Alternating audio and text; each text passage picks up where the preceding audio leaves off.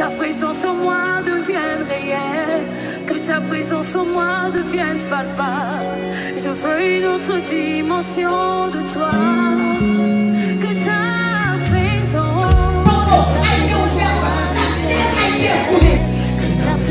moi devienne palpable.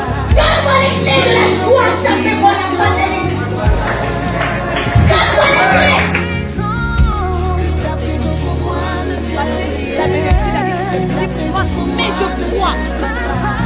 Je veux une autre dimension de toi. De ta présence.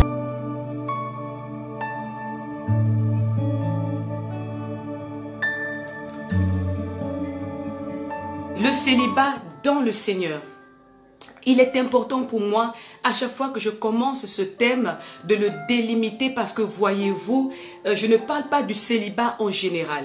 Je ne parle pas du célibataire en général. Je parle du célibataire dans le Seigneur.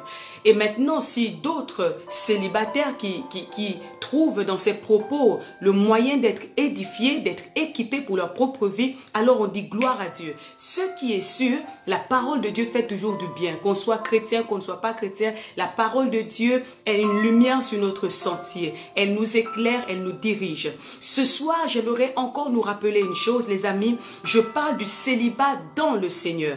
Il est question ici de ceux et celles qui ont compris un jour que leur vie sans le sauveur de l'humanité, en fait, n'est rien, elle est vaine, elle est perdue. Je parle de ces hommes et de ces femmes qui un jour ont pris une décision. La décision de donner leur vie à Jésus. La décision de marcher d'après lui. La décision d'être appelés enfants de Dieu. Ces hommes et ces femmes qui marchaient autrefois selon les plaisirs de leur vie, selon les pensées de leur cœur, selon les désirs de leur chair. Ces hommes qui un jour ont décidé de vivre plus selon leurs propres désirs, mais selon les désirs de Dieu pour leur vie, sont les premières personnes à être interpellées par ce thème. Je parle des célibataires dans le Seigneur. Je parle de ces jeunes hommes, de ces jeunes femmes qui vivent un célibat dans le Seigneur. Dans le Seigneur. Dans le Seigneur. Le Seigneur est notre garde-fou. Il est donc, s'il vous plaît, important de se rappeler que ce que Dieu veut, c'est que le célibataire soit un homme épanoui. Ce que Dieu veut, c'est que la célibataire soit une femme épanouie. Il est plus que jamais urgent que le célibataire arrête de se plaindre de sa situation de célibataire. Il est plus que jamais urgent et important, sinon essentiel, que le célibataire ou la célibataire arrête d'être complexé par son statut. Être célibataire n'est pas une malédiction. Être célibataire n'est pas une malédiction. Je veux dire à un célibataire et à une célibataire ce soir, ne sois pas complexé de ta situation parce que tu n'es pas appelé à vivre célibataire toute ta vie. Il y a quelques mois, sinon l'année dernière, nous étions à un mariage et il y a une jeune sœur merveilleuse qui est venue me voir. Elle chante, une chante formidable. Elle est venue me voir et m'a dit, Pasteur Gaël, merci. Et je lui dis merci, mais pourquoi merci? Elle me dit, mais parce que tu m'as délivré. Je lui dis, ok, délivré, mais délivré par rapport à quoi? Elle me dit, en fait, j'avais honte de mon célibat. J'avais honte d'être une jeune femme célibataire. J'étais gênée. J'étais mal quand on parlait de célibataire. J'étais toujours mal parce que, voilà quoi, à côté de moi, les gens se mariaient. Et voilà, j'étais gênée. Et quand on prêche à l'église, j'ai l'impression qu'on parle de moi. J'étais mal à l'aise. Alors je lui ai dit, ok, mais en quoi est-ce que j'ai été délivrée? Elle m'a dit, mais quand je t'ai vue, j'ai appris que tu n'étais pas mariée, tu es une célibataire, mais ta joie de vivre, ta façon d'être zélée pour Dieu m'a délivrée sans que tu ne prêches. Ton zèle pour Dieu, ton enthousiasme dans la vie m'a délivrée. Je me suis dit, ok. Alors, j'espère qu'au travers de ce live, des célibataires complexés, des célibataires malades, des célibataires dépourvus d'épanouissement seront complètement délivrés. Ma prière au travers de ce live, c'est d'aider un célibataire à prendre conscience que le célibat est un statut. Tu n'es pas appelé à vivre et à mourir célibataire. Non. Ce n'est pas une malédiction. La société dans laquelle nous sommes veut souvent nous faire croire que être célibataire, c'est une malédiction. La société dans laquelle nous sommes, et des fois même notre entourage, veut nous faire croire que c'est une malédiction. Permettez que je sois votre porte-parole en tant que célibataire épanoui et en cours de téléchargement. Permettez que je sois votre porte-parole, sinon votre étendard, pour vous dire, les amis, que Dieu aime les célibataires comme il aime les mariés. Voilà, le célibat n'est pas une malédiction. Entre guillemets, dans nos familles, il y a des personnes possédées des esprits méchants et ces personnes lancent des malédictions, lancent des, comment dire ça, elles lancent des, elles lancent des esprits méchants dans la vie des hommes et en les empêchant donc de vivre, de rentrer dans le mariage. C'est pourquoi vous allez vous rendre compte que dans certaines familles, on dit dans cette famille-là, les gens ne se marient pas. Dans cette famille-là, les gens sont ceci. Dans cette famille-là, donc il y a des gens qui vivent ça et c'est une réalité, c'est vrai. C'est pourquoi toi qui vis cette malédiction, cette épée Damoclès sur ta vie, je veux te dire ce soir qu'il y a une bonne nouvelle pour toi. Jésus-Christ est venu pour ôter la malédiction. Jésus-Christ est venu pour te délivrer de la puissance de la malédiction qui pèse sur ta famille. Jésus-Christ est venu pour te donner la vie et la vie en abondance. Oh oui, ce soir je veux te dire que Jésus-Christ est venu pour les malades et les malades. Il dit, je ne suis pas venu pour ceux qui sont bien portants, je suis venu pour ceux qui sont malades. Alors si dans ta famille, il y a une épée Damoclès, il y a une parole de malédiction qui dit que les gens ne doivent pas se marier dans cette famille. Mon ami, viens à Jésus. Il veut non seulement te sauver de l'enfer, mais il veut aussi te sauver de ces pratiques occultes, de ces malédictions, de ces calebasses dans lesquelles on t'a enterré, on t'a mis pour que tu sois une personne épanouie. C'est pourquoi je parle du célibat dans le Seigneur. Parce que le célibataire dans le Seigneur doit comprendre une chose. Il doit se préoccuper des choses du Seigneur. Nous le disons dans nos précédents lives, il est question que le célibataire comprenne que son statut de célibataire est le statut, sinon est la situation, sinon est l'étape importante que Dieu choisit pour le façonner, pour l'équiper, pour lui donner la forme qu'il doit avoir afin d'être le marié ou la mariée épanouie dans son mariage. Oh oui, je vous ai dit qu'aujourd'hui c'est la conclusion. Permettez-moi encore de vous dire ceci, les amis. Dieu veut notre bonheur. Dieu veut notre bonheur.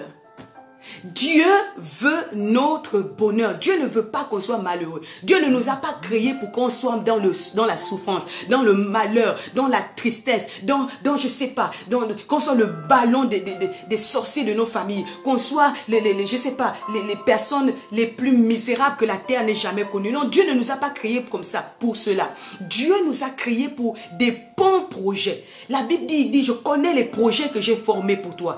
Projets de paix et non de malheur, afin de te donner un avenir et de l'espérance. Le Jésus que tu choisis de servir, le Jésus que tu choisis d'aimer, t'a créé pour que tu sois heureux. Heureux, mon ami. Alors, s'il te plaît, prends conscience que tu dois être une personne heureuse. Ton épanouissement, ton bonheur n'est pas dans comment dire ça, dans un carré. Et ce carré qu'on appelle le mariage, ça veut dire, c'est quand je serai marié que je serai heureux. C'est quand je serai mariée que je serai heureuse. Non, non. C'est quand j'ai donné ma vie à Jésus que j'ai expérimenté la vraie joie. C'est quand je donne ma vie à Jésus que j'expérimente le vrai bonheur. Jésus devient mon bonheur. Jésus devient mon épanouissement. Ce qui fait, les amis, que pendant que je suis en train d'aimer Jésus, pendant que je suis en train de servir Jésus, il va maintenant mettre dans mon cœur, dans ton cœur, dans le cœur de tout un chacun, le désir maintenant de rentrer dans le mariage. Parce qu'il faut comprendre une chose. Ne te précipite pas à entrer dans le mariage alors que ce n'est pas le temps de Dieu pour toi. Ne te précipite pas à marcher vers cette étape importante qu'est le mariage si ce n'est pas le temps de Dieu pour toi. Oui, Dieu met dans nos cœurs, il met dans nos cœurs, oui, il met dans nos cœurs des chemins tout tracés. Quand c'est le temps, c'est le temps. Quand c'est le temps, c'est le temps. Quand c'est le temps, c'est le temps. Ah oui, quand c'est le temps, c'est le temps. Ah oui, quand c'est le temps, c'est le temps. C'est pourquoi avant d'entrer dans le temps que Dieu a prévu pour toi, prépare-toi correctement. Travaille-toi correctement. Et nous en avions parlé la semaine dernière. Nous avons parlé de cela avec les femmes les semaines surpassées. Nous avons parlé des jeunes sœurs, nous avons parlé des hommes. Et il y avait 2 points sur lesquels je devais finir pour les hommes. Et nous allons le faire ce soir. Mais je voulais vraiment faire un récapitulatif pour dire à chacun d'entre nous, soyons des célibataires heureux, s'il vous plaît. Oui, oui les amis. Et pendant que tu es dans ton célibat, nous avons énuméré tous ces points. Vous pouvez suivre les lives précédents. Je ne vais pas revenir sur ça aujourd'hui. Mais je veux simplement dire, quand c'est le temps, c'est le temps. Et Dieu te donnera la bonne chose au temps qu'il faut. J'aime ce passage de la Bible. Vous savez, la parole de Dieu, ce n'est pas la parole du pasteur Gaël.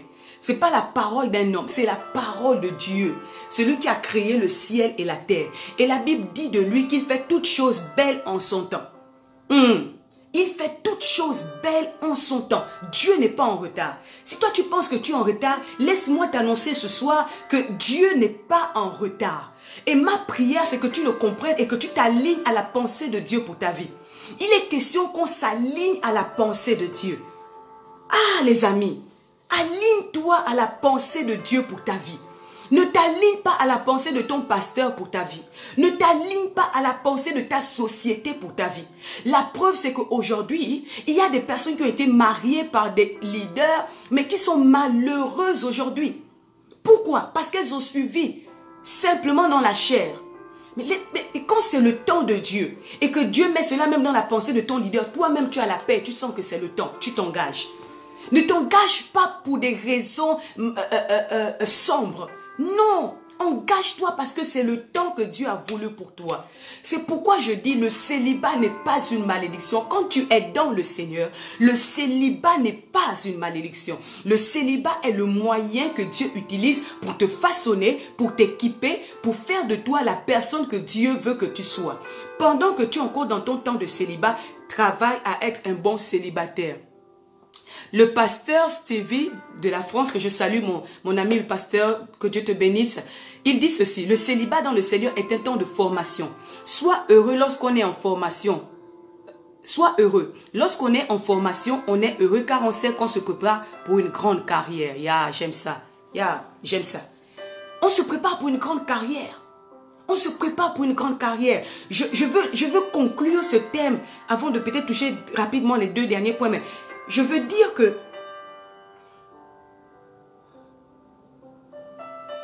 il faut que tu refuses de faire un mariage malheureux.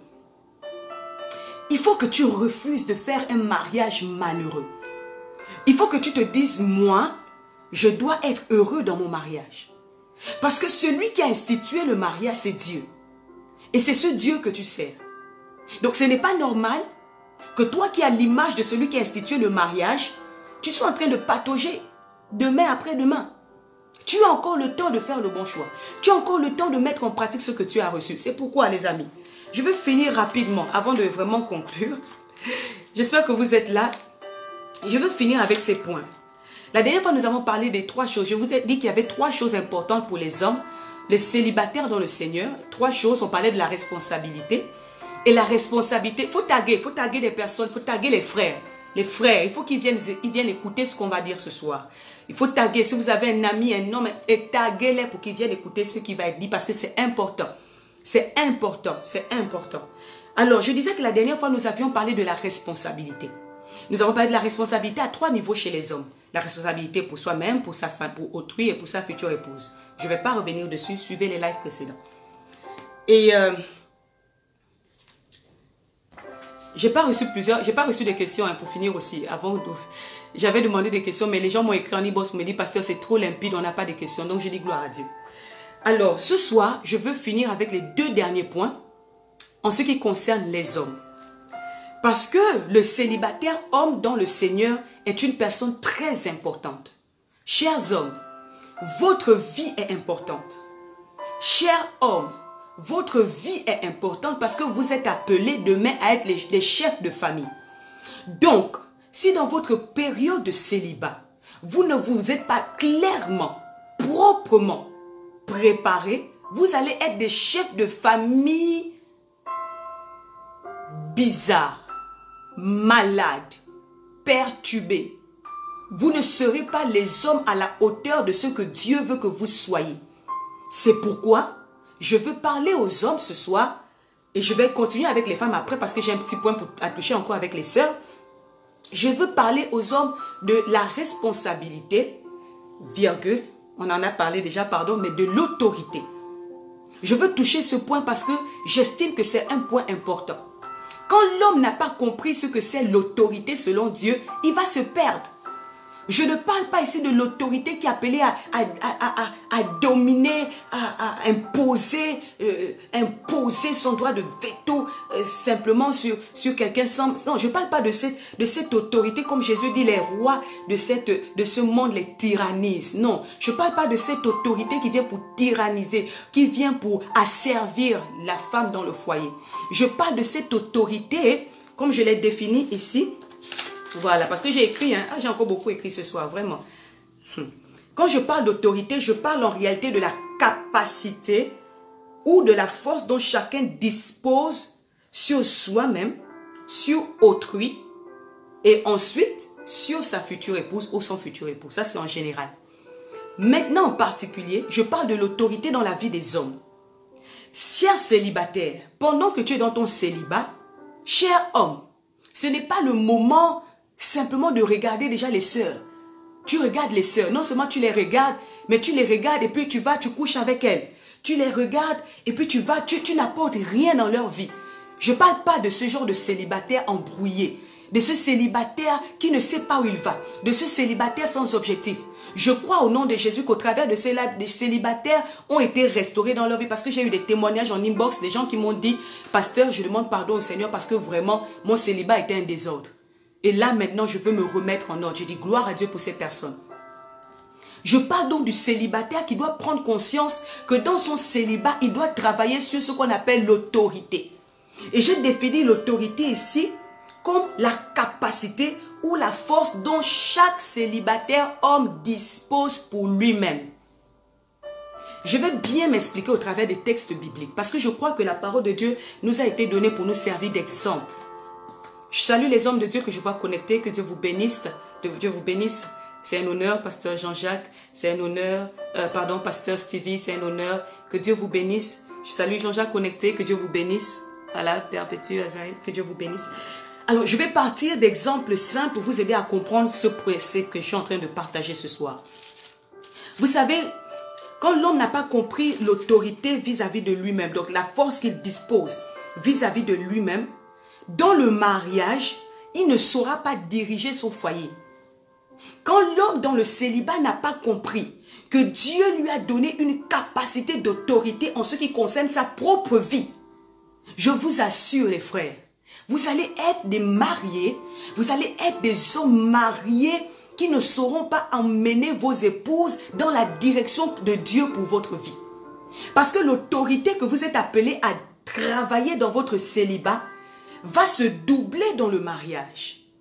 Dans le mariage, ce sera double autorité que Dieu vous demandera d'avoir. Vous aurez à avoir une autorité sur vous-même, une autorité sur votre épouse. Vous aurez à avoir de l'autorité sur vos enfants, de l'autorité sur votre maison, de l'autorité sur les projets de Dieu pour votre famille, de l'autorité sur plein de responsabilités que Dieu vous donnera. Si vous ne savez pas donc gérer l'autorité dans le célibat, les amis, ce n'est pas dans le mariage que vous saurez gérer cette autorité. Donc, cette capacité, cette force que Dieu a déposée dans chaque homme. Merci, pasteur, de m'encourager ce soir. Quand je vois vos amen, ça me fait du bien, mon pasteur. Regardez Adam. Adam est un homme que je respecte. C'est le premier homme de l'humanité. C'est papa Adam. Donc, papa Adam, nous allons parler de toi ce soir. Papa Adam a été établi dans le jardin. Dieu lui a donné des responsabilités. Et il gère assurément, c'est bien. On en a parlé, je ne veux pas revenir sur ça. Je vais toucher le point clairement, je vais directement au but, sur l'autorité. Regardez, Adam est dans le jardin, n'est-ce pas? Adam a une femme, n'est-ce pas? Qu'est-ce qui se passe? Il y a un problème qui arrive et Dieu va interpeller Adam en tant que chef de famille. Adam, je t'ai donné Ève, je t'ai donné le jardin à gérer, mais qu'est-ce qui s'est passé? Regardez ce que Adam va dire. Et l'Éternel Dieu dit, ah voilà, au verset, dans Genèse chapitre 3, verset 9. Mais l'Éternel Dieu appela l'homme et lui dit, où es-tu?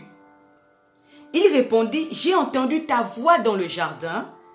J'ai eu peur parce que je suis nu et je me suis caché. Et l'Éternel Dieu dit, qui t'a appris que tu es nu? Est-ce que tu as mangé de l'arbre dont je t'avais défendu de manger? L'homme répondit, la femme que tu as mise auprès de moi m'a donné de l'arbre et j'en ai mangé. Voilà où je vais intervenir. Mon point sur l'autorité va intervenir. Les hommes, soyez connectés s'il vous plaît, parce qu'il faut que vous écoutiez ça. Regardez, quand je parle de l'autorité, je vous l'ai dit, je l'ai clairement défini. J'ai défini l'autorité. J'ai dit quand je parle d'autorité, je parle en réalité de la capacité ou de la force dont chacun dispose sur soi-même. Il faut que tu réalises ce soir, cher célibataire, que tu as une autorité sur ta propre vie.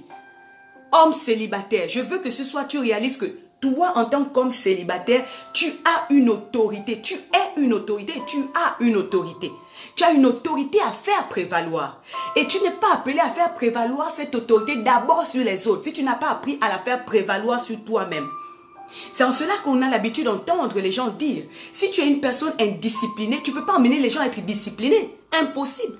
Un indiscipliné ne peut pas amener un indiscipliné à être discipliné. Les deux sont aveugles et personne ne peut conduire l'autre.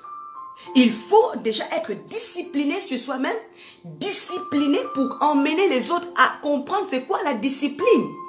D'accord? D'accord. Adam est passé à côté de sa responsabilité. Adam a piétiné son autorité. Et au travers de sa réponse, Adam nous montre une lacune qu'il avait et qu'il n'a pas su travailler. Parce que quand Dieu le met devant le fait accompli, Adam devait en réalité endosser sa responsabilité. Parce que c'était sa responsabilité.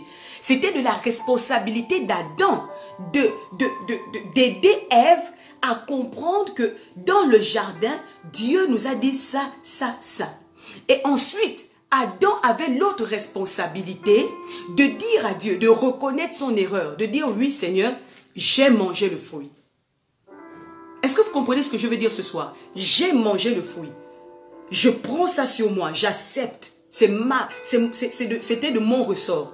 Je n'ai pas eu le cran de dire non. Parce que quand je parle de la force dont tu disposes, je veux dire la force dont tu disposes sur toi-même pour dire ça, pour savoir dire non à certaines choses. Pour savoir dire oui à certaines choses. Pour savoir dire non, c'est non. Vous savez, il y a des hommes, je veux le dire comme ça parce que nous sommes toujours à cœur ouvert. Allô, allô, nous sommes ensemble ce soir, nous sommes à cœur ouvert, n'est-ce pas? Il y a des hommes qui m'ont fait la cour, il y a des années en arrière, et je vous assure, je n'ai pas pu leur dire oui à ces personnes. Il y a deux au moins, je me rappelle au moins de 2 personnes qui m'ont fait la cour. Et ces personnes n'avaient aucune autorité, déjà sur elles-mêmes, et elles ne savaient pas dire non. Vous voyez, tu es non, mais tu ne sais pas dire non. Alors, je peux te dire, on fait ci, on fait ça, tu vas dire oui, oui, oui, oui, oui, oui. Ça, c'est quel genre d'homme? Les femmes aiment la sécurité. Les femmes aiment sentir qu'elles sont en sécurité avec quelqu'un. Elles aiment sentir qu'elles ont une autorité sur elles. Les femmes aiment sentir cela. Donc si la femme ne sent pas déjà qu'il y a une personne qui sait prendre autorité sur elle-même, mais tu ne sauras jamais prendre l'autorité sur ta femme. Autorité dans le sens de la diriger, de la conduire, de la recadrer. Parce que sur toi-même, tu n'as pas une certaine autorité. C'est pourquoi Paul dans le livre de Corinthiens dit « Je tiens à assujettir mon corps ». Paul nous parle de l'autorité qu'il a sur son corps. De l'autorité qu'il doit donner, qu'il doit imposer à sa vie.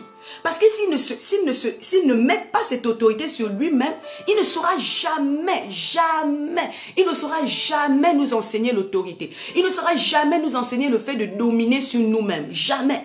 Pourquoi? Parce qu'il n'a pas compris ce que c'est. Et il y a des célibataires qui ne savent pas se dire non à elles-mêmes. Il y a des célibataires, qui ne savent pas se dire non à eux-mêmes. Ce sont des hommes qui sont des bénis oui-oui.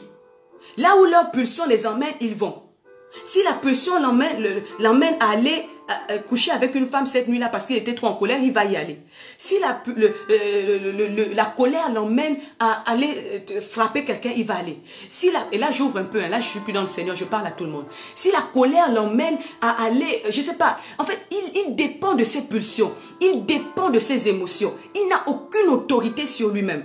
Même avant d'être enfant de Dieu, nous sommes d'abord des humains et Dieu nous a donné une capacité sur nous-mêmes, une capacité à diriger, une capacité à faire prévaloir. L'homme a été créé pour cela. Mais Adam nous montre que dans le jardin, il avait déjà échoué en ce sens. C'est un homme qui ne savait pas prendre ses responsabilités. Il n'avait aucune autorité sur lui-même. La femme que tu m'as donnée, Seigneur, c'est la femme que tu m'as donnée. Et il y a des hommes, quand les problèmes arrivent dans le foyer, voilà, ils vont dire c'est la femme, c'est la femme, c'est la femme, c'est la femme. Ils ne prendront jamais leurs responsabilités.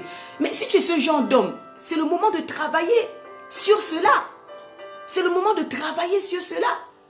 Au lieu de penser à 1001 choses, travaille sur toi-même. En ce sens où tu dois prendre conscience que Dieu t'a donné une autorité à faire prévaloir. Et avant de faire prévaloir cette autorité sur autrui, fais prévaloir d'abord cette autorité sur toi-même. Cher homme, cher célibataire homme, faites prévaloir cette autorité d'abord sur vous-même. Un homme qui sait dominer sur lui-même, un homme qui sait se dire non, un homme qui sait emmener ses pieds dans la justice et la droiture, c'est un homme qui saura enseigner sa femme dans la justice et la droiture. Est-ce que je parle à quelqu'un ce soir? L'autorité. Est-ce que tu peux écrire avec moi autorité? Est-ce que tu peux écrire avec moi? Oh, je salue ma soeur, la révérende Diane Omega qui est connectée dans ce live.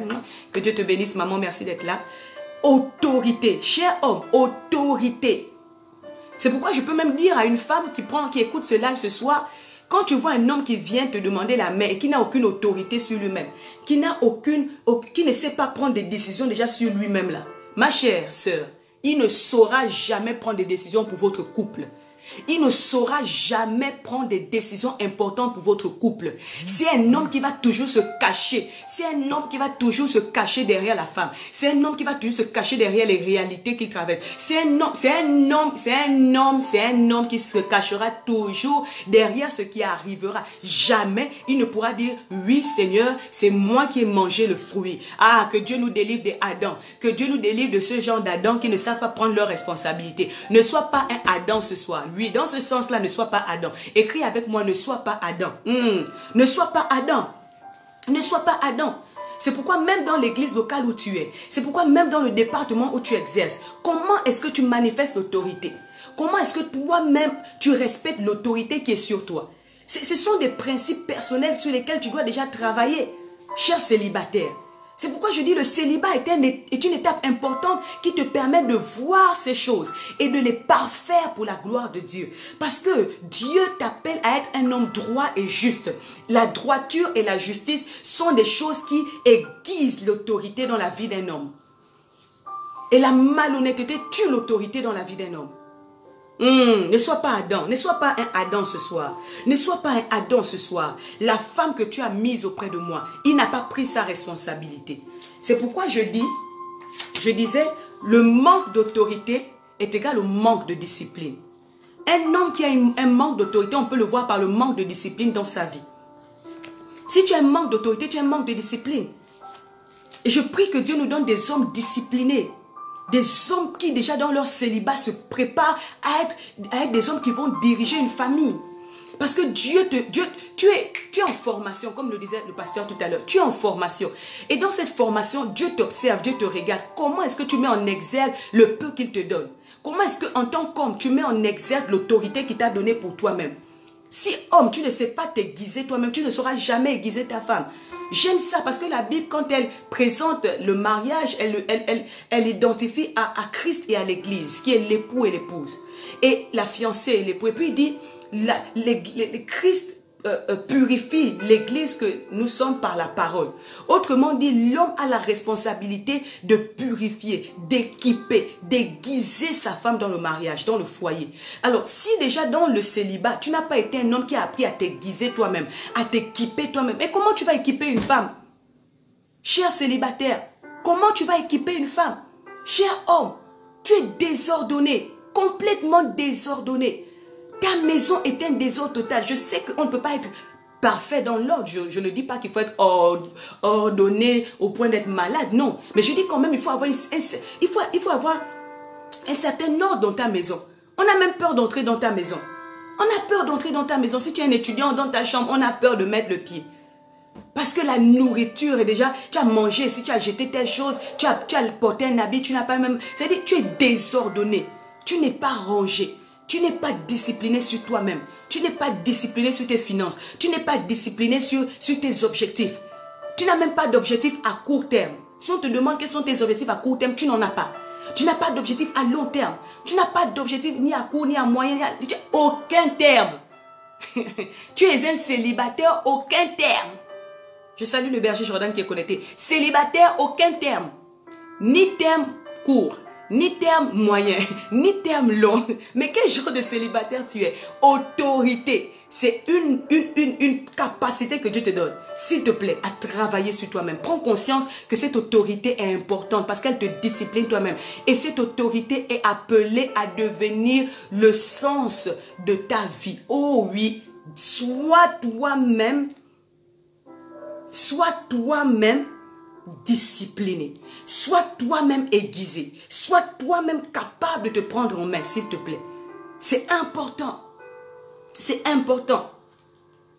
Le manque d'autorité nous emmène à un manque de droiture.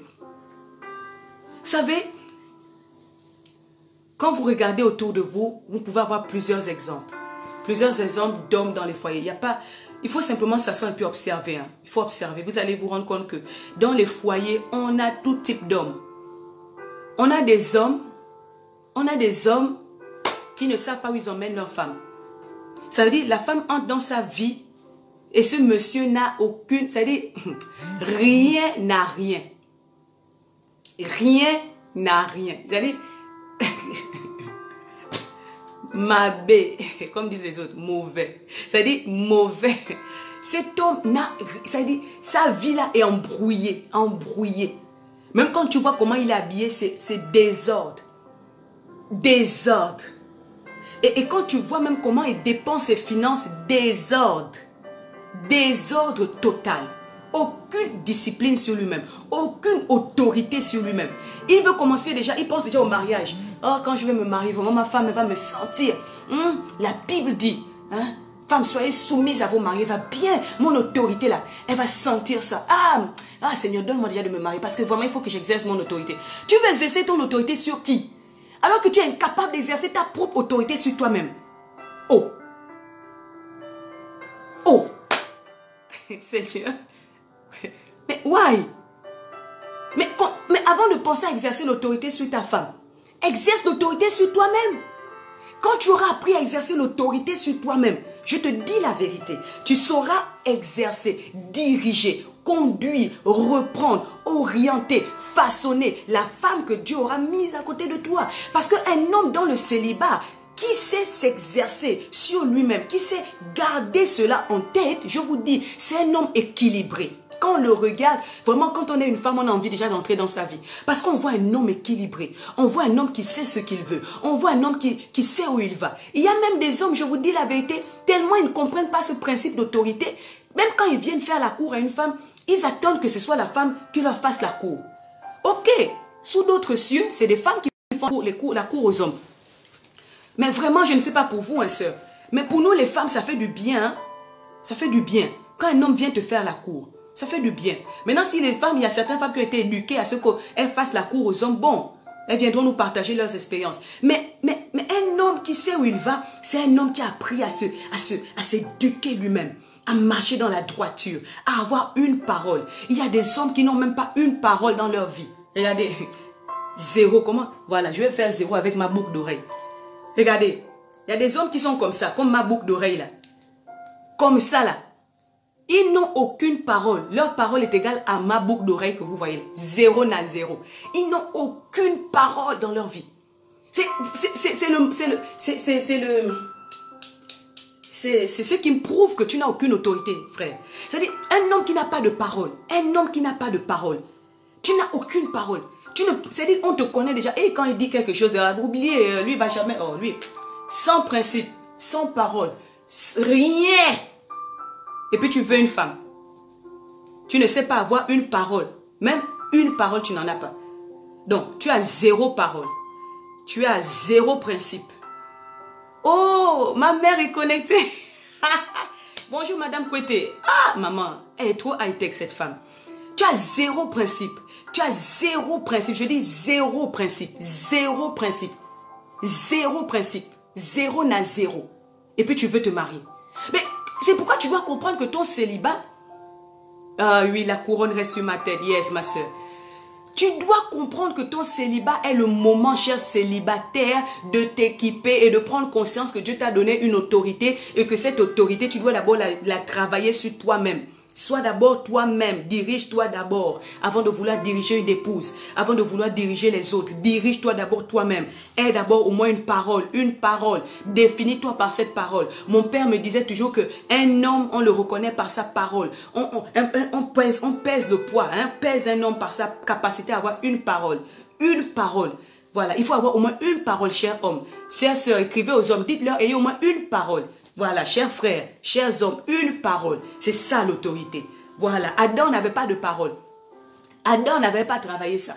C'est pourquoi quand Dieu vient l'interroger, il dit à Dieu, ah Seigneur, c'est la femme que tu m'as donnée. Non, les hommes, chers hommes, une parole. Ayez au moins un principe. Voilà, ayez au moins un principe. Il faut au moins avoir un principe. On sait qu'au moins tu es un homme de principe, un homme discipliné, un homme qui a de l'autorité sur lui-même, c'est un homme qui a des principes. Un homme qui a travaillé sur lui-même, qui a travaillé son autorité sur lui-même, qui sait se dire non. Je vous dis, c'est un homme qui a des principes. C'est un homme qui marche dans la droiture. C'est un homme qui marche dans la vérité. C'est un homme qui sait assumer ses responsabilités. Qui assume ses responsabilités. C'est un homme qui s'assume, je vous dis. Quand un homme a pris conscience de cette réalité, je vous dis, tu n'as pas besoin d'avoir des millions. D'ailleurs, les femmes, on ne cherche pas les millions. Je ne suis pas de ceux qui croient que les femmes doivent être à la recherche des hommes qui ont des milliards dans leur compte en banque. La femme cherche un homme qui a des principes. Un homme, parce que tu peux avoir de l'argent et puis ne pas avoir des principes. Alors, commence à travailler sur toi-même, aie de l'autorité. Le deuxième exemple que j'aimerais prendre, je vais dans le livre de Juges. J'aime beaucoup l'histoire de ce jeune homme. Juges chapitre 16. On a beaucoup de Adam et on a beaucoup de Samson. C'est l'histoire d'un homme qui s'appelle Samson. Ah, taguez-moi les hommes. J'aime voir les hommes connectés. Alors, taguez des hommes ce soir. Alors, dans le livre de Juges, chapitre 16, la Bible nous parle de l'histoire d'un homme. La Bible nous parle de l'histoire d'un homme. Oui, il faut avoir au moins une parole. Ah, voilà. Il faut avoir au moins une parole, cher frère. Il faut avoir au moins une parole. Samson était un homme qui était destiné à vivre une vie glorieuse. Samson est né de façon miraculeuse. Samson est né de façon glorieuse. Mais Samson n'a pas su travailler cette... Je vous dis les frères, c'est très sérieux ce que je vous dis ce soir. Cette autorité-là, il faut la travailler. Il faut s'exercer vous-même en tant qu'homme, en tant que frère. Parce que si vous ne savez pas travailler ces choses, bien que vous ayez sur vos vies une destinée glorieuse qui vous attend, vous n'allez pas atteindre cette destinée glorieuse à cause du fait que vous ayez négligé dans votre vie le travail de l'autorité que Dieu vous a donnée. Adam avait une destinée glorieuse. Adam était destiné à de grandes choses. Adam était destiné à de merveilleuses choses. Mais sa destinée glorieuse s'est arrêtée parce qu'il n'a pas su travailler cela. Et c'est la même chose avec Samson. Écoutez, Samson, c'est un homme qui ne savait pas dire non. Il y a des frères qui ne savent pas dire non. Frères, permettez-moi de vous parler ce soir. Apprendre à dire non va vous aider. Apprendre à dire non va vous aider. Il y a des choses sur lesquelles vous devez vous-même, dans votre propre vie, apprendre à vous dire non. Ce soir, je suis avec vous parce qu'on n'avait pas fini la semaine dernière. Il faut apprendre à vous dire non vous-même. Parce que voyez-vous les amis, quand vous savez le faire dans votre foyer, vous saurez le faire. Quand je discute avec mon beau-frère, et même quand je discute avec ma jumelle, et quand je discute avec les deux, ils peuvent me le dire. Ma jumelle me dit, mais écoute, souvent, quand ton beau-frère me dit non, ça me fait mal. Mais après, je suis contente qu'il m'ait dit non. Ouais, parce que À la fin, j'avais besoin d'entendre ce nom. Parce que nous, les femmes, nous sommes très capricieuses. Les femmes sont capricieuses de nature. Ah oui. J'ai oublié. Les femmes sont capricieuses de nature. Alors, une femme capricieuse rencontre un homme qui n'a aucune autorité. Un béni oui-oui. Un béni oui-oui. Homme, je vous dis la vérité. Un béni oui-oui, il dit oui à tout. Il dit oui à tout. Madame veut faire des dépenses exorbitantes, il va dire oui. Madame veut faire ceci, il va dire oui. Il ne sait pas dire non. Et c'est ce qu'on a souvent dans les mariages, dans les foyers. On rencontre des hommes qui n'ont aucune autorité sur leurs femmes, aucune autorité sur leurs enfants. C'est la femme qui devient le mari dans la maison. Et je le disais la dernière fois, sœur, je suis un peu fatiguée parce que je sors de... Je suis vraiment... Mais ça va aller. Alors, je vous dis, il y a des femmes qui dans le foyer souffrent du manque d'autorité de leur mari. Les enfants écoutent que la maman. Parce que le papa ne sait pas dire non. Le papa ne sait pas dire non. Devant certaines choses, le papa ne sait pas dire non. Ah, Samson avait le même problème. Samson, je le dis et j'aime le dire, Samson était destiné à la gloire. Mais regardez, déjà il décide d'épouser une femme. C'était dans le plan de Dieu, ok. Mais il va tomber sur une Dalila, pardon. Samson tombe sur une Delilah. Samson a une destinée glorieuse sur sa vie, mais il va tomber sur une Delilah. Samson n'a pas su travailler dans sa période de célibat. Permettez-moi de le dire comme ça. Samson n'a pas su travailler sur lui-même. Samson n'a pas su se mettre en valeur. Samson n'a pas su dire non. Samson n'a pas su dire non. Samson n'a pas su dire non. Il n'a pas su se dire non à lui-même. Quand il voyait quelque chose, il veut la chose là, il va l'obtenir. Quand il voit toutes ces choses, il veut la... Même la Bible dit tout est permis, mais tout n'est pas utile. Oui, tout est permis, mais tout n'est pas utile. Cher frère, tout est permis, mais tout n'est pas utile. C'est ce que c'était utile pour lui d'avoir toutes ces femmes. Est-ce que c'était utile pour lui? Non. Mais il ne savait pas dire non. C'est pourquoi, bien-aimés sœurs en Christ, vous qui êtes célibataires, si vous rencontrez des frères qui viennent vous faire la demande et qui ont ce problème, aidez-les à travailler sur ce côté-là. Chérie, je t'aime bien, mais il te manque quelque chose. Quoi? Qu'est-ce qui me manque? L'autorité. C'est quoi l'autorité? Et puis tu lui expliques. Il doit travailler sur ça parce que vous en aurez besoin dans le foyer. Vous savez, regardez ce qui se passe. Les Philistins veulent détruire Samson parce que Samson les dérange. Ils vont travailler sur la faiblesse. Ils avaient déjà découvert la faiblesse de Samson. Samson était un homme qui ne savait pas dire non. Quand une belle femme vient à côté de lui, là, il va tomber dans le panneau. Un regard amoureux. Delilah a un sourire rocambolesque. Delilah a des formes terribles. Delilah a de la délicatesse dans ses propos. Delilah sait le faire avec les hommes. Et Delilah arrive dans la vie de Samson. Et elle commence à utiliser ses charmes. Ah frère, que Dieu nous délivre de Samson. Que Dieu te délivre d'être un Samson. Samson n'a pas su dire non. Samson n'a pas su dire non. Ce qui me dépasse, c'est que ce n'est pas une fois, ce n'est pas deux fois, ce n'est pas trois fois. Delilah a courtisé Samson. Delilah a utilisé cette manipulation. Mais il ne savait pas dire non. Samson ne savait pas dire non. Je vous dis, frère, l'autorité là, il faut la travailler. Quand vous ne savez pas dire non, vous allez vous retrouver dans des situations difficiles telles notre ami Samson. Pourtant, sa destinée était glorieuse. Pourtant, il était destiné à vivre de grandes et de belles choses. Mais il a échoué à cause de quoi? À cause du fait qu'il n'a pas travaillé sa capacité à se discipliner. Et il y a des hommes comme ça, ils ne savent pas dire non. Je me suis posé une fois en prêchant ce thème-là, je me suis dit, mais qu'est-ce que la tête de Delilah faisait sur les genoux de Samson? Qu'est-ce que la tête de Delilah fait sur les genoux de Samson? C'est pourquoi même il y a même des personnes dans le ministère qui tombent dans des problèmes terribles. Pourquoi? Parce qu'ils n'ont pas su dire non. Ils n'ont pas su dire non. Ils n'ont pas su dire non, les frères. Il y a des frères qui, vous les voyez, ils marchent avec toutes les sœurs du monde. Ils sont partout, vous les voyez. J'ai envie de dire, ils ont une cuisse légère. Oui, c'est pas que les femmes qui ont des cuisses légères. Il y a des hommes aux cuisses légères. Il y a des hommes aux cuisses légères. Il y a des hommes aux cuisses légères. Ils ne savent pas dire non. Ils ne savent pas dire non. Ils n'ont pas de discipline personnelle. Ils n'ont pas de principe. Zéro principe. Zéro principe. Zéro principe. Zéro principe. Zéro principe. Des hommes Samson, zéro principe.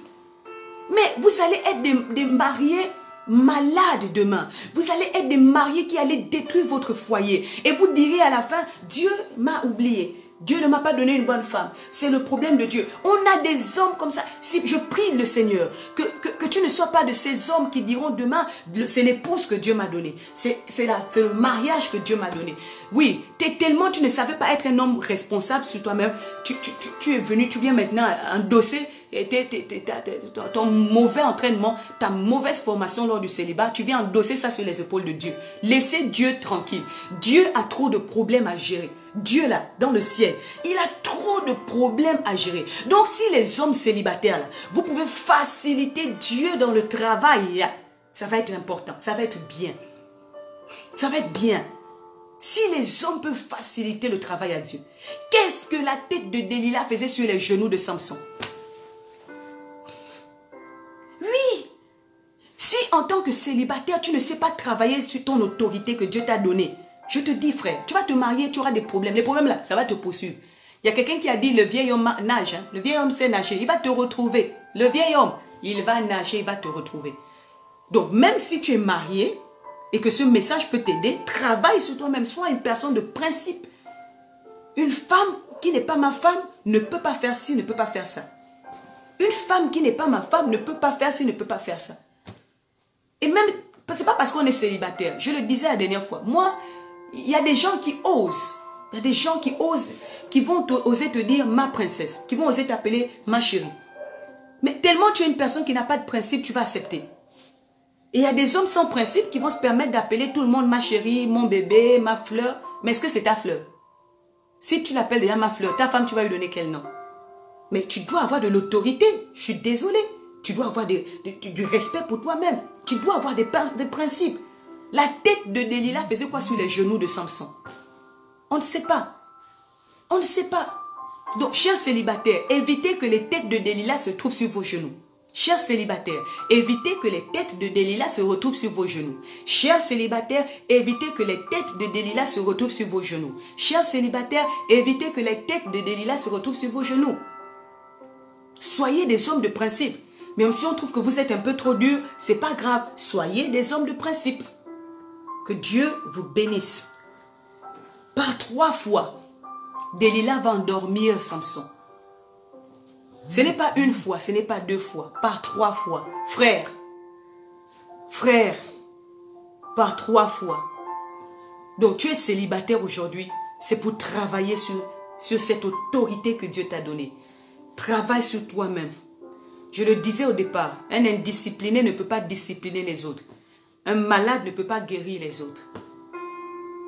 Un aveugle ne peut pas conduire d'autres aveugles. Il faut travailler sur cette autorité que Dieu t'a donnée sur toi-même. Et comme je l'ai dit, quand je parle d'autorité, je parle en réalité de la capacité ou de la force dont chacun dispose sur soi-même. Ensuite, sur autrui. Et enfin, sur la future épouse que Dieu va lui donner. Donc, les frères, j'ai pas envie de vous assassiner trop ce soir. J'ai pas envie de trop vous assassiner ce soir. Mais j'ai vraiment envie de vous parler et de vous dire, les responsabilités que Dieu vous a données sont des responsabilités qui vont se multiplier dans le foyer. Alors si pendant que vous êtes célibataire, vous n'avez pas appris à travailler sur cette responsabilité et cette autorité, en vérité que je suis en train de présenter ce soir, vous allez vraiment vous perdre. Vous allez vraiment vous perdre. Vous allez avoir un mariage malheureux parce que dans votre foyer, vous aurez inversé les rôles. Dieu ne veut pas que vous inversiez les rôles. Dieu veut que vous soyez des hommes responsables. Que vous ne soyez pas des Adam qui allaient dire demain, après-demain, c'est la femme que tu m'as donnée. Tu es encore célibataire, personne ne t'a forcé, personne ne t'a imposé des choix. Tu es célibataire, donc fais bien ton choix. Tu es célibataire, donc travaille bien sur toi-même pour savoir le genre de femme que tu dois avoir demain. Travaille bien sur toi-même pour savoir le genre de mariage que tu dois avoir demain. Travaille bien sur ton célibat. Prépare bien ton célibat. Sois équilibré pour que Dieu t'équilibre également. Que Dieu vous bénisse. Le troisième point, je ne vais pas trop m'attarder sur ce point. Voilà. Voilà, l'homme doit être comme Christ pour l'Église. Alors, pendant que tu es célibataire, je vais finir rapidement avec cela. Je disais dans l'un de mes premiers lives à ce sujet que les célibataires doivent apprendre à aimer Dieu plus que tout. Les célibataires, que ce soit homme ou femme, doivent apprendre à aimer Dieu plus que tout. Et en plus de cela, le célibataire homme doit apprendre à aimer Dieu comme je sais pas, que Dieu soit le centre de ta vie. Si tu n'as pas appris à aimer Dieu de tout ton cœur pendant que tu étais célibataire, ta femme aura de grands problèmes parce que tu es appelé à être la sécurité, à être le bouclier de ta femme. Tu es appelé à amener ta femme à vivre un épanouissement total. Tu es appelé à t'occuper de ta femme, à prendre soin de ta femme. Tu es appelé à la nourrir. Tu es appelé à la câliner. Tu es appelé à t'occuper d'elle. Tu es appelé à tellement de responsabilités. Et donc, quand Christ dit, moi je vous dis, ce texte de la Bible me choque à chaque fois. Aimez vos maris, aimez vos femmes comme Christ a aimé l'Église. Je vais le dire aux hommes ce soir. Comme je le disais aux femmes la dernière fois, on ne devient pas une femme vertueuse dans le mariage. On ne devient pas une femme vertueuse dans le mariage. On ne le devient pas dans le mariage. On devient une femme vertueuse même déjà célibataire. On apprend à l'être en tant que célibataire. Donc je voudrais dire à un célibataire homme ce soir qu'on n'apprend pas à aimer comme Christ a aimé là, dans le mariage. Frère, c'est pas dans le mariage que tu vas maintenant, Seigneur, apprends-moi à aimer comme tu as aimé. Seigneur, apprends-moi à aimer comme tu as aimé. Seigneur, ça devient mystique. Gloire dit que tu les as déjà assassinés, pasteur. D'accord, si je vous ai assassiné. Alors, gloire à Dieu. Mais vraiment, c'est pas dans le mariage que vous allez apprendre à aimer vos épouses comme Christ a aimé l'Église. Moi, je vous dis, hein, quand je regarde mon beau-frère, je vous dis la vérité. Je parle pour parler que de lui, parce que je peux prendre d'autres exemples. Je viens à dire, Seigneur, donne-moi un mari qui a la tête de mon beau-frère, en fait. La tête dans le sens mais c'est un homme extraordinaire. Mais sa façon d'aimer sa femme, je dis, mais non. Donc ces gens d'hommes existent encore, mais non, Seigneur. Mais la façon dont il aime ma jumelle, ça me comble, en fait. Vous voyez, je suis célibataire, mais le bonheur de ma soeur, la façon dont il aime ma soeur jumelle, ça me comble. Aujourd'hui, vous pouvez lui demander, aujourd'hui, je lui disais, quand il revenait du boulot, je lui ai dit, non, Thierry, oh non, mon avocat, parce qu'il m'appelle mon avocat personnellement, je l'appelle. Je dis, alors mon avocat, mais je suis déjà comblée. En fait, l'amour que tu donnes à ma jumelle vient jusqu'à moi, ça me comble, quoi. Mais non. Mais comment un homme peut aimer une femme comme ça? Mais non.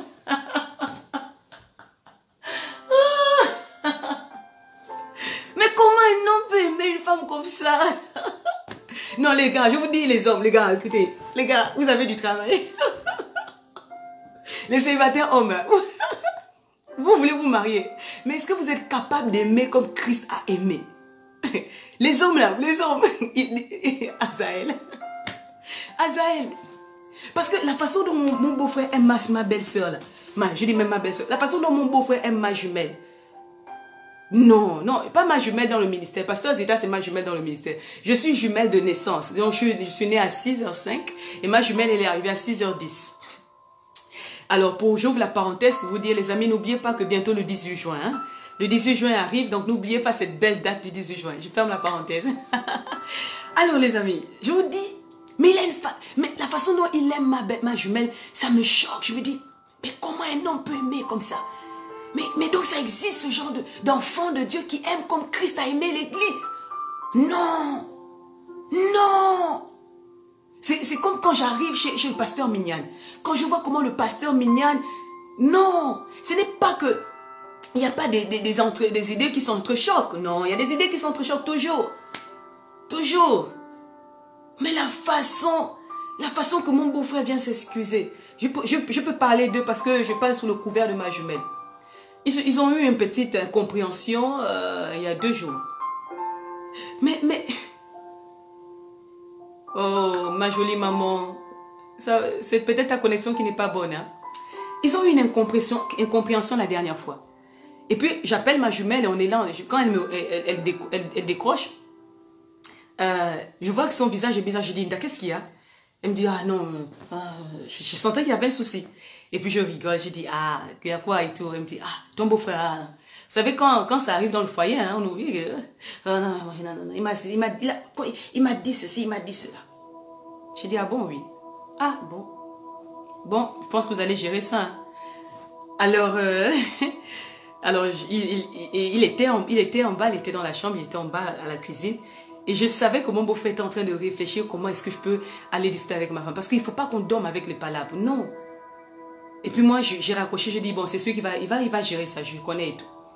Alors je les ai laissés. Et puis le lendemain, quand ma jumelle et moi en cause, elle avait le sourire jusqu'ici. J'ai dit, Aka, t'es plus fâchée? Elle me dit, ah non, mais comment être fâchée avec ce genre de mari que Dieu m'a donné?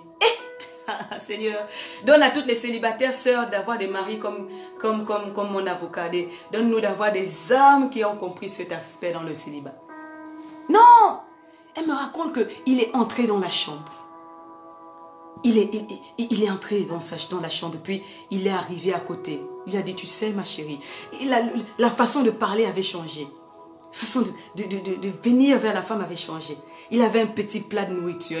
Il l'a emmené. Il a dit, je sais que tu as un petit creux. Alors, est-ce que tu peux manger ça? Et il prépare le cœur de la sœur à recevoir les excuses. Ah! Seigneur!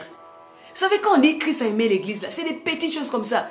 Parce que quand vous regardez le travail que Jésus a fait pour nous aimer, moi, je suis passionnée de Jésus. Je suis amoureuse. Je suis fan de Jésus. Je suis folle de ce gars-là, de ce Dieu-là, de ce Seigneur-là. Parce qu'il m'a trop montré que j'étais précieuse pour lui. Il a quitté le ciel. Il est venu sur la terre. Lui qui est tellement saint. Il a pris, le corps de l'homme. Il est venu sur la terre du péché. Il a accepté pendant 3 ans de faire un ministère, même quand on l'insultait, même quand ceci. Après, il est allé jusqu'à la croix. Et pourtant, il avait toutes les raisons de dire non, moi je n'y vais plus. Mais par amour pour Gaël, il a accepté de tout abandonner. Il a abandonné sa royauté. Il a abandonné son autorité. Il a abandonné sa seigneurie. Il a abandonné sa gloire. Et il est venu sur la terre. Il est allé sur la croix de Golgotha. Et il est mort à la croix pour moi. On a pris des clous et on a mis sur ses mains. Il était tellement saint. J'ai l'habitude de dire un saint est mort à la place du pécheur que j'étais. Et aujourd'hui, oh Seigneur, je suis enfant de Dieu. Parce que des clous sont venus et ont transpercé mon Seigneur de gloire. On a pris la lance, on a lancé, on a percé sur son côté. On a percé ses mains, on a percé ses pieds. Et il a été dénudé sur la croix. Sur la croix du calvaire. Jésus est mort pour moi qui suis l'église. Il m'a montré un amour illimité. Il m'a montré un amour éternel. Il m'a tout donné. Il s'est sacrifié pour moi. Il m'a montré que je suis précieuse pour lui. Et même quand je pêche contre lui, même quand je m'éloigne de son amour, même quand je fais ce qui ne plaît pas à mon Dieu, son amour est toujours là pour me relever. Il m'aime tel que je suis. Il ne m'a jamais condamné. Il ne m'a jamais délaissé. Il m'aime tel que je suis. Mais quel est ce Dieu? Frère, votre responsabilité est trop grande. Votre responsabilité est trop grande. C'est pourquoi quand je dis je suis enfant de Dieu, c'est parce que quelqu'un a payé le prix pour moi. Les hommes célibataires, vous devez comprendre le mystère de cet amour éternel. Vous devez comprendre cet amour insondable. Vous devez vous préparer à aimer vos épouses d'un amour éternel, d'un amour insondable, un amour qui pardonne tout, un amour qui supporte quand elle boude, un amour qui sait la comprendre, un amour qui sait la supporter, un amour qui sait pardonner, un amour qui sait encadrer, un amour qui sait se sacrifier, un amour qui sait la rendre heureuse, un amour qui sait la soutenir, un amour qui sait l'encourager, un amour qui l'emmène à atteindre les objectifs pour sa vie, un amour tellement profond. Votre responsabilité n'est pas petite, frère. Votre responsabilité est tellement grande qu'en tant que célibataire, vous devez travailler à être le célibataire épanoui qui a compris l'amour éternel de Christ pour l'homme que nous sommes et qui nous a aimés éternellement. Ah, est-ce que des hommes peuvent comprendre qu'ils ne sont pas appelés à être des célibataires embrouillés, des célibataires malades, des célibataires qui vont venir mettre coup de poing à la femme et puis ça devient ring. Ça devient le ring. Voilà. Godwin met coup de poing, le gauche. On appelle ça même comment? Gauche, hein? Je sais pas, le droit, hein? Je sais pas. Et puis ça devient le ring. Boum. Et puis ça devient un ring. Non, ce n'est pas cela que Dieu vous appelle. Ce n'est pas ce genre de mariage que Dieu vous appelle. Où vous trompez votre femme. Où comment dire ça? Vous méprisez votre femme. Vous la réduisez à néant. Votre femme n'est pas épanouie. Votre femme n'est pas heureuse. Non, ce n'est pas cela que Dieu vous appelle. S'il vous plaît, chers frères, travaillez à être sur votre autorité. Travaillez à développer cette autorité. Mais travaillez aussi à comprendre la profondeur, la hauteur, la longueur et la largeur de l'amour de Dieu. Quand vous aurez compris la hauteur, quand vous aurez compris la largeur, quand vous aurez compris la longueur, quand vous aurez compris la profondeur de l'amour de Dieu, vous saurez aimer vos femmes comme Christ a aimé l'Église. Les amis, je prie que vous soyez des hommes accomplis. Et même si vous êtes mariés, rendez votre femme heureuse.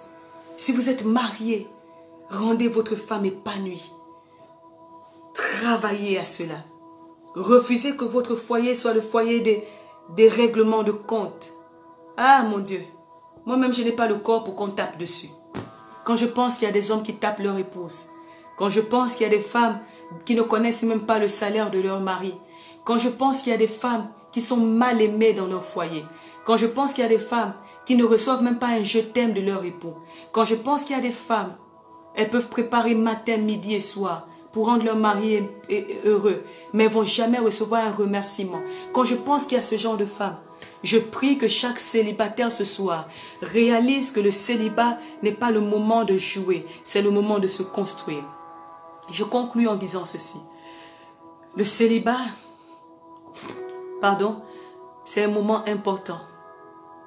Dieu compte sur les célibataires dans cette saison pour que nous soyons des instruments puissants, pour que nous soyons des instruments efficaces.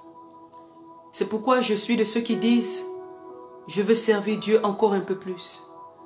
Je veux aller encore un peu plus loin.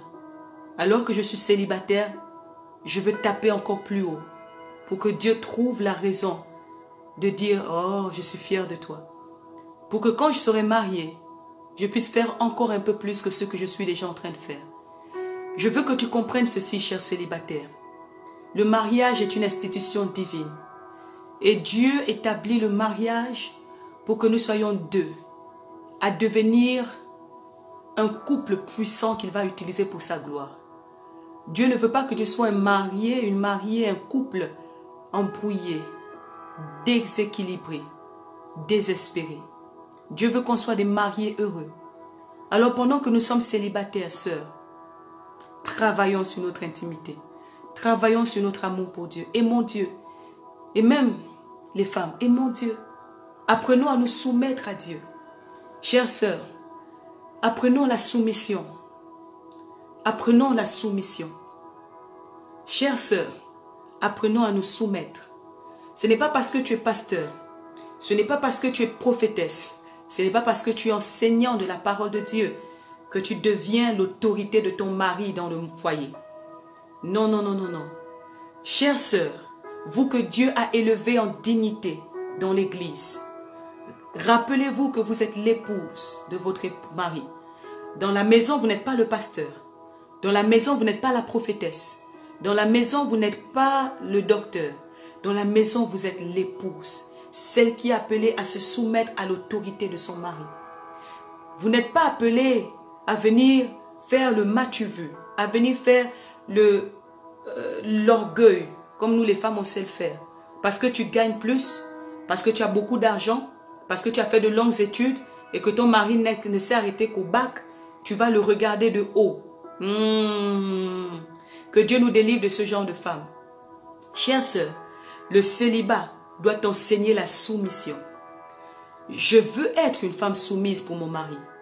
Quand il me dit non, et même si ce qu'il dit n'est pas vrai, je dois d'abord me taire, aller prier, attendre le moment favorable pour venir lui dire: chérie, est-ce que tu ne crois pas que on aurait dû faire comme ci, comme ça? Non, sœur. Le célibat n'est pas le moment où tu dois t'embrouiller à faire X et 1000 choses. Le célibat, c'est le moment où tu dois apprendre à être soumise. Le Saint-Esprit me permet, il veut que je parle de ça. Je sens ça fortement dans mon cœur de le dire. Le célibat pour nous les sœurs doit être le moment où nous apprenions la soumission également. Nous sommes soumises à une autorité. Notre mari est notre autorité. La Bible dit le mari est le chef. Il y a des femmes qui parlent à leur mari comme si elles parlaient à leur enfant. J'ouvre cette parenthèse. Il y a des femmes qui parlent à leur mari comme si elles parlaient à leur enfant. C'est que dans le célibat, tu n'as pas su travailler la soumission. Dans le célibat, tu n'as pas su travailler ta bouche. Mais ce n'est pas parce que tu es pasteur. Qui t'a dit que tu deviens le pasteur de ton mari dans le foyer? Qui t'a enseigné ça, sœur? Jamais. L'homme est le chef. Nous pouvons être tous les deux pasteurs. Mais dans le cadre du mariage, dans le cadre de la maison, du foyer, c'est mon pasteur. Et même si nous sommes tous deux pasteurs et que nous sommes dans notre église locale, il y a une façon de faire. C'est pas... attendez, on va parler. Donc, je voulais finir, mais apparemment, il faut qu'on continue un peu sur ça. Donc, toi et moi, nous sommes pasteurs. Toi et moi, nous sommes directeurs généraux. Toi et moi, nous sommes présidents. Je ne sais pas. Toi et moi, nous sommes ceci, nous sommes cela. Donc, toi et moi, on gagne 1 million. Et puis, tu viens parler à ton mari parce que vous deux, vous gagnez 1 million. Qui t'a enseigné ça? L'instituteur du mariage n'a jamais enseigné ça. Celui qui a institué le mariage a dit, la femme soumise à son mari. Celui qui a institué le mariage a dit, l'homme est le chef de la maison. Maman, tu es la femme, tu es le sexe faible. Quand je dis sexe faible, il ne faut pas mal le comprendre. Hein? Parce que je crois que la femme, c'est une femme forte. Mais c'est par rapport à un contexte que je le dis. L'homme là, c'est ton chef. C'est pourquoi quand on voit les femmes disent aujourd'hui tu vas me tuer, aujourd'hui tu vas me taper, aujourd'hui là, si le mari te met un coup de poing, tu es fini. Moi mon coup de poing là et le coup de poing de mon futur époux, vraiment, si on doit se mettre les coups de poing, ma chère, je suis fini. Je suis fini. Non. Il y a des femmes qui ne savent pas parler. Qui t'a dit qu'il faut... Qui t'a dit Pasteur Gaël, calme-toi, Pasteur Gaël, calme-toi. Non, je ne peux pas me calmer. Non. Les femmes aussi, on en fait un peu trop. Non, mais pasteur, calme-toi quand même. Tu ne peux pas aussi accuser trop les sœurs comme ça. Toi-même, tu es une femme. Mais c'est parce que je suis une femme que je dois nous parler. Non. Les femmes, on en fait trop. Les femmes, on abuse. Les femmes, même si on a raison, taisons-nous d'abord. Même si tu as raison, tais-toi. C'est pourquoi dans le célibat, là, il faut apprendre ça. Il faut apprendre à te taire. Même quand tu as raison, là, il faut apprendre à te taire. D'accord. Donc, on n'est pas au même pied d'égalité. Ce n'est pas qu'on est là, toi et moi, on est là. Non. Femme, sois soumise à ton mari. Il est ton chef. Sois soumise. Même si ce qu'il dit n'est pas bon, là, il y a une façon de lui faire comprendre que ce qu'il dit n'est pas bon. La délicatesse, sœur. Est-ce que tu as entendu parler de la délicatesse? La délicatesse. Il y a des sœurs qui ont oublié l'adjectif délicat. Délicat. C'est un adjectif qui existe dans le dictionnaire. Délicatesse. Comment savoir parler à son mari? Il faut demander au Saint-Esprit de t'enseigner. Et par ce live ce soir, j'aimerais te dire, il faut savoir parler. Il faut savoir t'exprimer. Deux fois, il y a des femmes, elles ne peuvent pas parler comme ça à leur directeur au boulot. Mais dans la maison, elles viennent parler à leur mari comme si elles parlaient à leur enfant. Non. Délicatesse. Chère sœur, délicatesse. Délicatesse. Est-ce que quelqu'un peut écrire avec moi délicatesse? La délicatesse.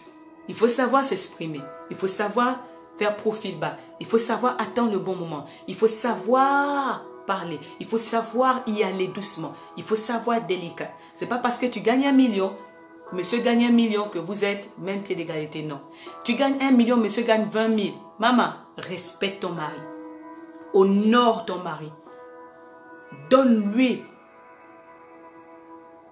le piédestal qu'il doit avoir dans ta vie. Célèbre ton mari. Bénis ton mari.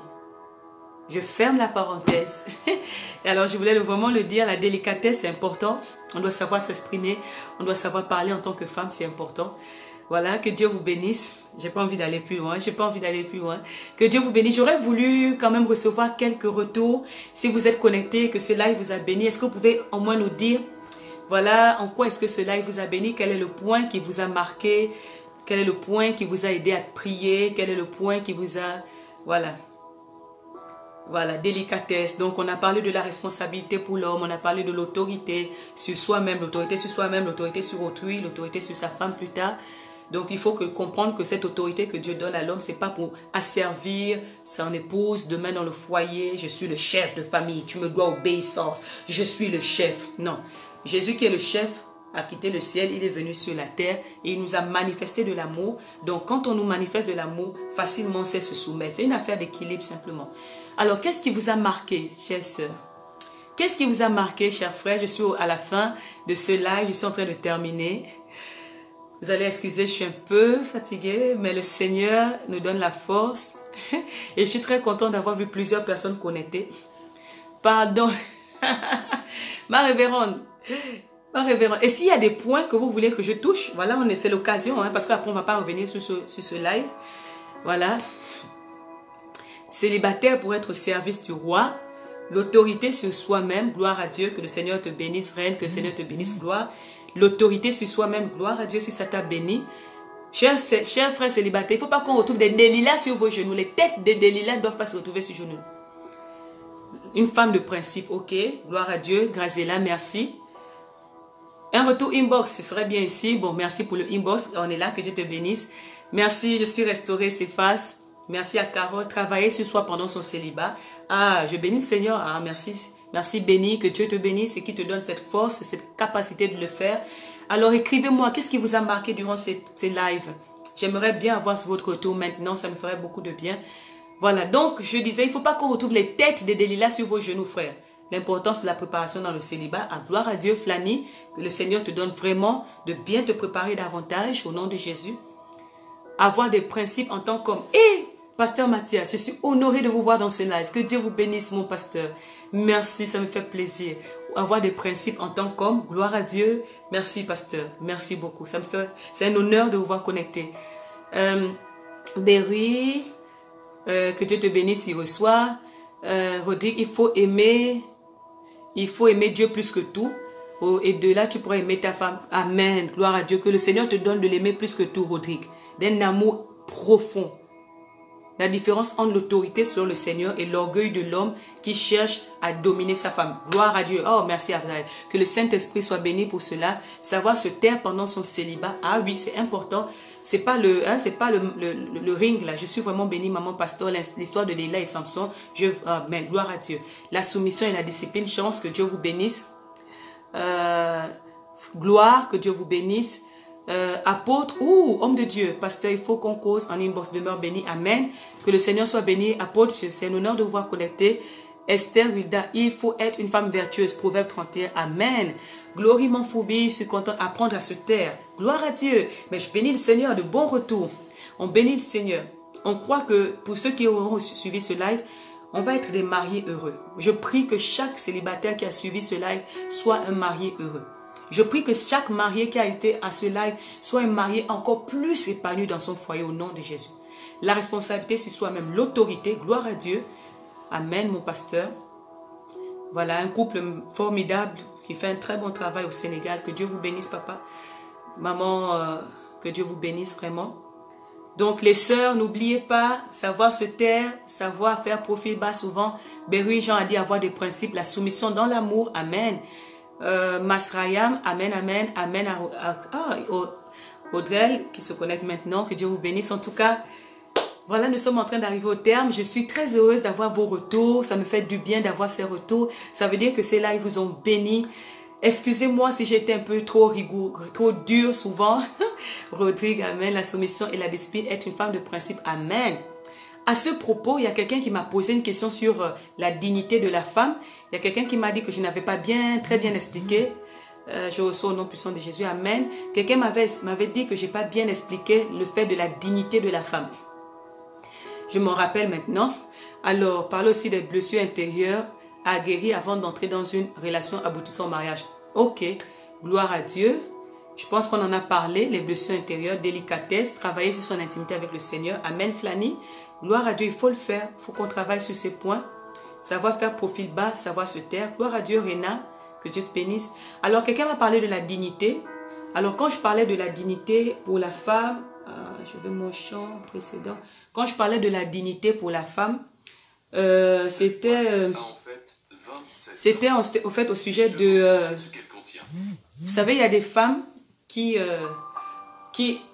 quand elles sont amoureuses, elles oublient qu'elles doivent garder une certaine, comment dire ça, hauteur, quoi, une certaine hauteur en tant que femme. Alors, elles sont tellement amoureuses qu'elles vont aller le crier sur tous les toits. Elles vont le crier sur tous les toits. Elles vont agir déjà comme si la personne leur avait promis le mariage, ou bien les avait même déjà épousées. Elles vont avoir vraiment une attitude de bassesse, hein, je dis ça comme ça.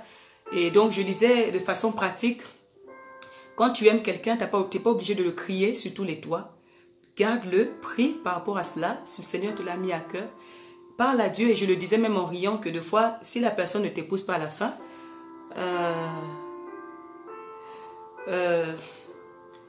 ok, je ne sais pas comment ça se passe avec les appels directs en fait. Je ne sais pas comment ça se passe. Alors, je ne sais pas comment ça se passe. Donc, voilà, donc je disais, des fois c'est bien de parler directement avec le Seigneur dans ce sujet. Et si la personne va épouser même quelqu'un d'autre que vous, au moins vous gardez votre dignité, vous gardez votre respect, le respect de vous-même. Vous savez, hein? Vous avez dit qu'elle se fait trop remarquer. Voilà, merci Chance. J'avais dit qu'elle se faisait trop remarquer. Deux fois, elle est déjà en train de préparer, elle est en train de laver les habits de la personne, elle va faire elle fait la lessive, elle va préparer matin, midi, soir, elle va aller au champ, elle va prendre tout son argent, elle va donner à la personne. Voilà, le mariage n'apporte pas le bonheur, ok? Elle va donner... En fait, une femme digne ne fait pas toutes ces choses, d'accord? Une femme qui se respecte, une femme qui veut garder du poids. Je veux qu'on me regarde, qu'il y ait du poids sur ma vie, qu'il y ait même de l'autorité sur ma personne. Je ne vais pas aller me vendre comme ça au monde entier en fait. Il faut savoir garder sa dignité. Comprenez? Je ne sais pas si je me fais comprendre. Je n'ai pas envie d'être trop enseignant dans les... Je veux simplement être pratique, quoi, de façon pratique, montrer à la femme que quand elle l'aime, elle n'est pas obligée d'aller crier ça sur tous les toits. Elle n'est pas obligée de montrer de faire tout cela pour la personne tant que la personne ne l'a pas épousée. Et là, on a des frustrés après dans l'église parce que tel ne m'a pas épousé alors que je faisais... il a mangé tout mon argent. Ma vigueur. Même des fois, tu vas même donner ton corps. Tu sors déjà avec ce monsieur. Vous avez déjà des rapports sexuels. Après, il ne t'épouse pas. Il a connu ta nudité. Tu dois avoir une autorité. Il faut qu'on te respecte. Il faut qu'on te respecte. Je disais à quelqu'un il y a quelque temps que si un homme te respecte, dans le Seigneur, il ne va pas aller coucher avec toi une fois, deux fois, trois fois, quatre fois. Excuse-moi de te le dire, il ne te respecte pas. Non, non, non, non. Et toi-même, tu ne te respectes pas. Donc, c'est toutes ces choses qui doivent emmener la femme à être digne. Garde-toi pour ton mari. Garde-toi pour ton épouse, pour ton époux. Même si tu brûles, prie le Seigneur, il va te fortifier. Voilà. Ok, je ne sais pas comment les appels en ligne se font. Sinon, je ne sais pas comment ça se passe. Quelqu'un veut appeler pour dire quelque chose. Alors, je ne sais pas comment ça se passe, les appels. Je ne l'ai jamais fait. Je ne sais pas. Alors, je vois que vous avez tous été bénis. Je suis très heureuse de vous avoir vu connecter. Merci au pasteur. Je ne sais pas comment ça se passe, les appels en ligne. Je ne sais vraiment pas. Je ne l'ai pas encore fait. Donc, je ne sais pas. Voilà. Donc, gardons notre dignité en tant que femme. Attendons que l'homme vienne nous dire ses sentiments et après agissons dans la mesure du possible. Donc voilà, je voulais finir en disant que Dieu vous bénisse. Nous sommes tous des célibataires et on parlera du mariage un jour. Moi, Dieu ne m'a pas donné l'aval de parler du mariage sur les réseaux sociaux. Peut-être quand je suis dans mon église locale ou qu'il faut enseigner, je le fais, mais sur les réseaux sociaux, je n'ai pas reçu l'aval du Seigneur de le faire. J'ai parlé du célibat parce que le Seigneur m'a dit de le faire pendant que je priais et que je cherchais le thème pour le lundi. Le Seigneur m'a clairement dit de parler du célibat et d'aider les célibataires à sortir de complexe, à sortir de la honte, de la peur et de vraiment comprendre cette étape. C'est pourquoi je l'ai fait. Généralement, je ne touche pas ce sujet. Alors, je bénis le Seigneur pour tous les célibataires qui sont connectés. Je prie au nom de Jésus que chaque célibataire puisse se construire pour être un mari épanoui, une épouse épanouie. Je prie que le Saint-Esprit fasse de nous des perles pour nos époux et que le Seigneur fasse de nos futurs époux des perles, des bénédictions pour leurs épouses. Que chaque célibataire reçoive au nom de Jésus une portion de l'équipement nécessaire durant cette étape pour être à la fin un marié épanoui qui servira le Seigneur avec plus de zèle, plus d'ardeur. Je prie au nom de Jésus que ceux qui ont eu des cœurs brisés durant ce célibat, leur célibat, à cause des mauvais choix, à cause des mauvaises façons de faire, je prie que le Seigneur restaure ses vies. Je prie que ceux qui ont commencé mal leur célibat puissent bien le finir. Je prie au nom de Jésus que chaque célibataire se garde dans la sainteté. Ah, je prie pour la sainteté dans le célibat. Je prie que les célibataires se gardent purs pour leur époux. Je prie pour une vie de sanctification. Oh Dieu. Je prie pour des jeunes sanctifiés, pour des femmes sanctifiées, pour des hommes sanctifiés. Je prie pour la sanctification, Seigneur. Garde la sanctification dans nos cœurs. Donne-nous de nous mettre à part pour toi. Bénis chaque célibataire. Donne l'épanouissement. Seigneur, ceux qui veulent se marier, qui sentent qu'ils ont déjà rempli toutes ces conditions et qui ont besoin des finances, je prie pour des portes qui s'ouvrent, des portes d'emploi qui s'ouvrent, parce que nous avons reçu l'autorité du ciel pour ordonner et appeler à l'existence des choses qui n'existent pas comme si elles existaient. Maintenant, au nom de Jésus, je déclare, Seigneur, que les portes s'ouvrent dans les finances. Je déclare que les portes de l'emploi s'ouvrent pour ceux qui veulent entrer dans le mariage. Je prie au nom de Jésus que l'équipement spirituel arrive, l'équipement financier arrive, l'équipement matériel arrive pour toi au nom de Jésus de Nazareth. Sois béni, que le Seigneur te garde. Amen, amen et amen. Esprit de Dieu.